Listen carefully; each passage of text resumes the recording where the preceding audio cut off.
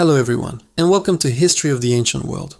Today, we're embarking on an epic journey back in time, exploring the magnificent cities and impenetrable fortresses that defined ancient civilizations. These weren't just collections of buildings. They were the beating hearts of empires, the centers of culture, and the stages for history's greatest dramas. From the sun-baked bricks of Mesopotamia, to the marble columns of Greece, and the monumental stone of Rome, we'll uncover the secrets of how these incredible structures were built and what life was really like within their walls. Our first stop takes us to the cradle of civilization, Mesopotamia, between the Tigris and Euphrates rivers. Here, around 4500 BC, the city of Uruk rose from the plains. It wasn't just a city, it was arguably the world's first metropolis.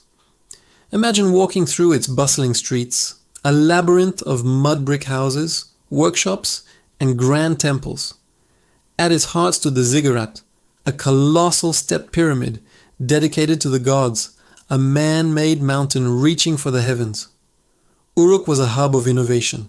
It's where writing, the wheel, and monumental architecture likely first emerged.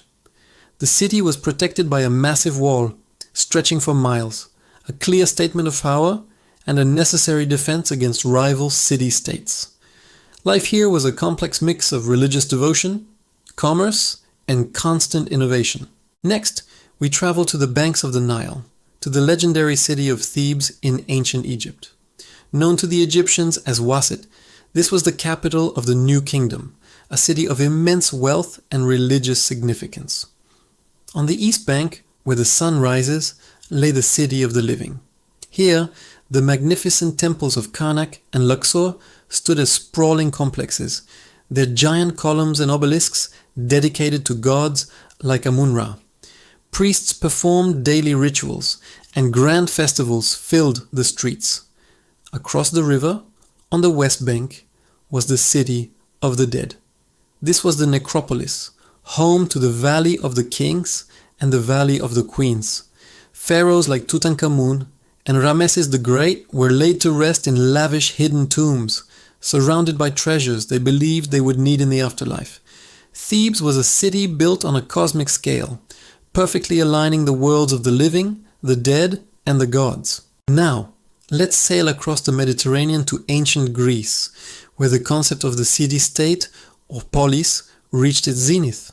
And what better example than Athens during its golden age in the 5th century BC.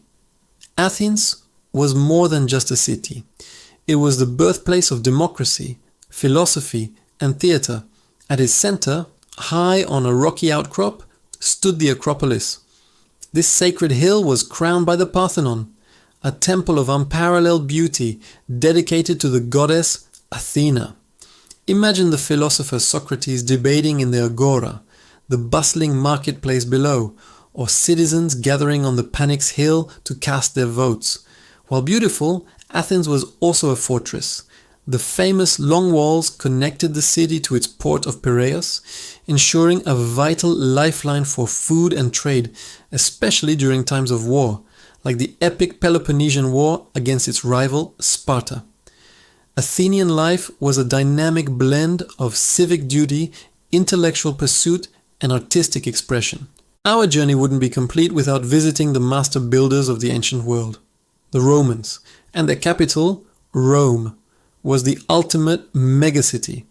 By the 1st century AD, it was a sprawling, chaotic, and magnificent metropolis of over 1 million people. The scale of Roman engineering was simply breathtaking. The Colosseum, an amphitheater for gladiatorial games, could hold over 50,000 spectators. The Pantheon, with its revolutionary concrete dome, still stands today as a marvel of architecture. Aqueducts, like the Aqua Claudia, snaked for miles across the countryside, bringing fresh water to the city's fountains, baths, and homes. But Rome was also a fortress. The city was encircled by the massive Aurelian walls, built to defend against barbarian invasions. From the political intrigue of the Forum to the roar of the crowds in the Circus Maximus, Rome was the vibrant, powerful and sometimes brutal heart of an empire that stretched across 3 continents. But ancient cities weren't just about grand monuments. We must also talk about the fortresses, the military strongholds designed for one purpose: defense.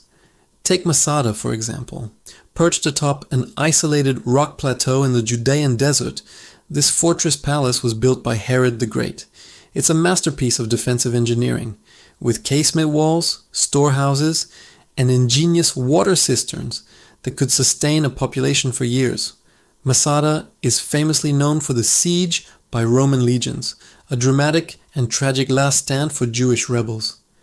The ingenuity required to build and sustain such a fortress in such a harsh environment is a testament to the strategic military minds of the ancient world. These fortresses were symbols of power, defiance, and the human will to survive against all odds. From the walls of Troy, immortalized in Homer's Iliad, to the sprawling city of Teotihuacan in Mesoamerica, with its Avenue of the Dead, ancient cities and fortresses tell a universal story.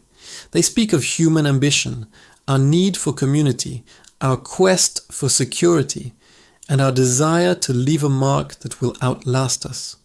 They were crucibles of culture, engines of empire, and silent witnesses to the rise and fall of civilizations. As we study their ruins, we're not just looking at stones and dust. We're connecting with the lives, dreams, and struggles of people who lived thousands of years ago. These ancient sites remind us that while empires may crumble, the legacy of human ingenuity and spirit endures through time. Thank you so much for joining me on this incredible journey through the ancient world.